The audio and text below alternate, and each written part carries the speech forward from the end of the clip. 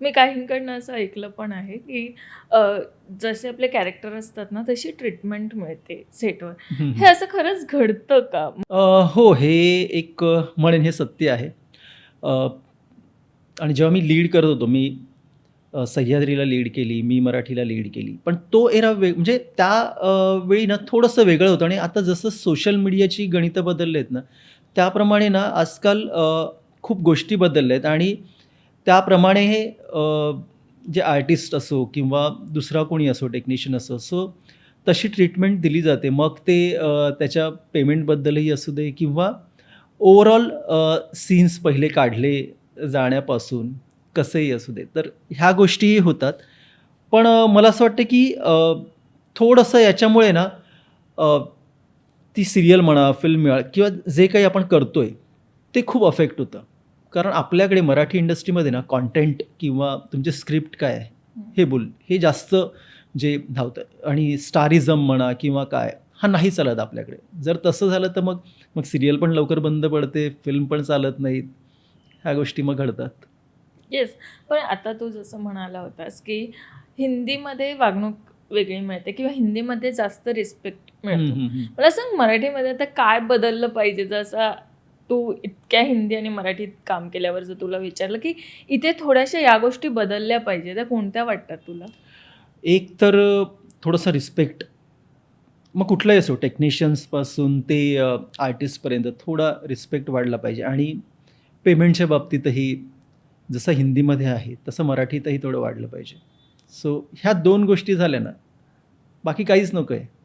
तुला जसं पहिला ब्रेक सचिन पिळगावकर सरांनी दिला. मला सांग त्यांच्यासोबतचं बॉन्ड कसं आणि त्यांनी ब्रेक देणं म्हणजे ही ओळख कशी झाली किंवा ही प्रोसेस कशी होती, की तू आता या क्षेत्रात येतोय आणि त्यांच्यासोबतचं जे हो, काम हो. करायला सुरुवात करतोय ते कधी घडलं? नाही ते खरंच खूप म्हणजे इंटरेस्टिंगपेक्षा असं म्हणेन, की माझ्यासाठी खूप असं वेगळा होता अनुभव. कारण मी खूप त्यांना फॉलो केलं. म्हणजे फ्रँकली आत्ता ज्या पद्धतीने ॲक्टर्सचा स्ट्रगल आहे, त्यावेळी तसा नव्हता. आता सोशल मीडिया आहे, हो.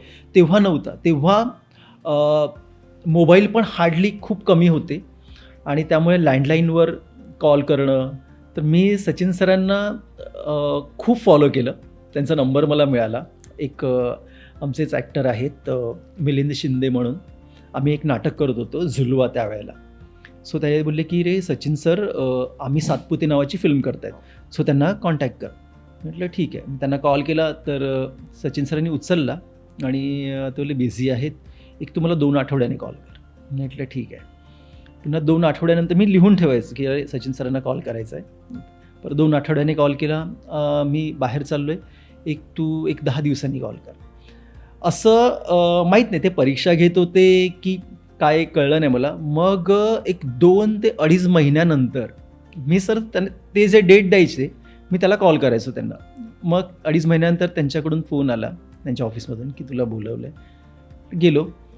मीटिंग केली, की असं-असं आम्ही सातपुते करतोय.